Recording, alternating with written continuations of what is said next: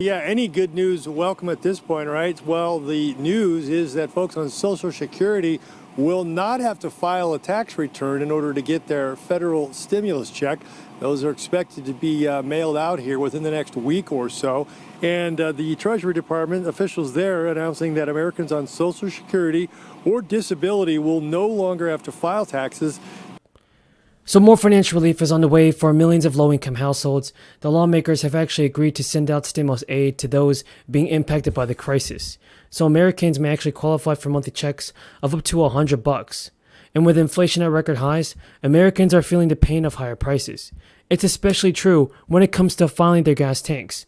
And as of June 22, the average price of a gallon of gas was more than $5. In an effort to provide some sort of financial relief, the federal government has actually come up with several short-term options for assisting the public, while also addressing the larger short-term and issue of inflation at hand. Some of these ideas include tapping into emergency oil reserves as well as federal gas tax holidays to encourage more production out of the oil companies. One of the leading proposals at the moment is the Gas Rebate Act of 2022. It has been dubbed the gas stimulus. Similar to the stimulus checks that were sent out during the crisis, the gas stimulus check would be a series of checks sent to qualifying Americans. Now folks, listen to this. Each payment would be of actually $100, with an additional $100 for households and dependents. And for each month where the price of gas was higher than $4 a gallon, the eligibility requirements are less than $75,000 for single filers and less than $150,000 for joint filers. Many individual states have taken matters into their own hands and approved similar measures for their residents. For instance, in California, gas costs are considerably more than in other states. These are the plans to give relief checks of up to $1,000 for a qualifying family. In another group in North Carolina, the state senators are proposing giving every local licensed adult a one-time $200 stimulus payment. So the Bureau of Economic Analysis also reported today that an economic gauge that the Federal Reserve follows closely showed that inflation stayed strong in September, but mostly with expectations. So folks, the core personal consumption expenditures and price increase over 0.5% from the previous month and accelerated to 5% over the past year. It includes the cost of food and energy, and that rose by 0.3%. So this report comes as the Fed is prepared to enact its sixth interest rate increase of the year and at its policy meeting next week, in an effort to combat inflation running at its fastest peak since the 40 years. And the Fed has been raising rates increasingly fast, and with increases totaling 3 percentage points thus far, Fed officials watch Friday's data points closely for clues and where costs are headed, particularly with a tight labor market in which there are one job every available worker. Americans just continue to pay more at the grocery store for surging food inflation shows no signs of slowing down, and that's something that's confusing a lot of people. Prices could keep rising well into next year, and experts are concerned about a threat of a recession coupled with high food prices, which rose last month even as the cost of gas, cars, and other products fell. And while the Fed interest rates are slowing demand for certain discretionary goods, people will always need to buy food, limiting the impact of monetary policy on prices. And according to The Hill, this issue with the supply chain is a problem, and farmers and food processors have reported difficulties, and something needs to be done. President Biden must do something about this. It's an honor. It's an honor to once again participate in this critical summit. And I'd like to thank our host, President Sisi, for bringing us together at this pivotal moment. Thank you, Mr. President.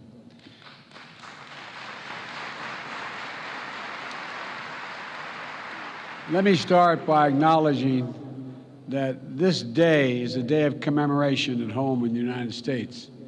It's Veterans Day. America's veterans and their families, survivors and caregivers, are the very spine and soul of the United States. And on this special day, on every day, I honor all of those who sacrificed for our nation like my son. I want to thank one proud American veteran, a lifelong public servant, a dear friend, and literally affects the state revenue. Hundreds of thousands of Americans will also get a check in the mailbox. The state of Maine is sending up to 200,000 payments each week under its tax rebate program until everybody gets a check.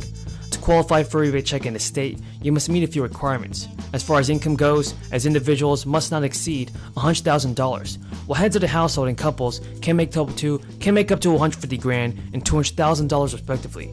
These will be based on 2021 tax returns, which must be filed by October 31st. Also, you must not be claimed as a dependent under the tax return to qualify for the rebate.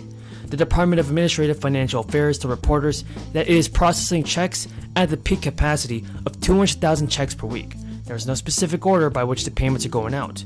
And consumer sentiment has hit a record low in June as Americans continue to face elevated gas prices for gas, food, and other services. Inflation, which last increased at the fastest pace in more than 40 years as of May, remained a pressing concern and a key contributor to the further erosion in sentiment. Last week, a Conference Board survey found that 60% of CEOs said they expect a recession before the end of 2023. Economic teams at the Wall Street firms from Goldman Sachs to Citigroup have also raised their expectation over the risk of a recession over the next year.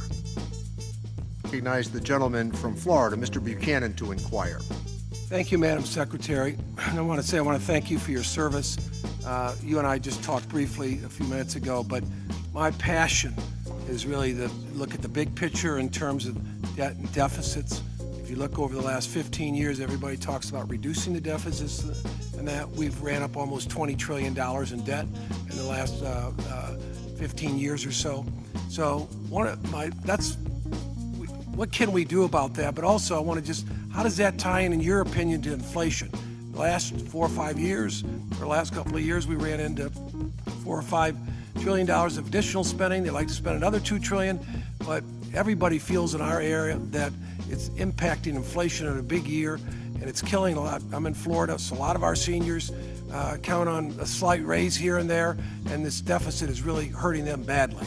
So what's your thought between spending and inflation? It seems like there's a connection. Well, so spending has come down, government spending and the deficit have come down dramatically.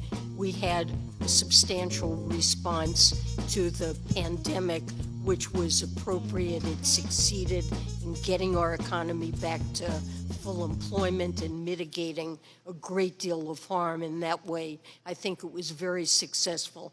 But there's no question that inflation is unacceptably high and we need to get it down. And it's partly a matter of demand and supply.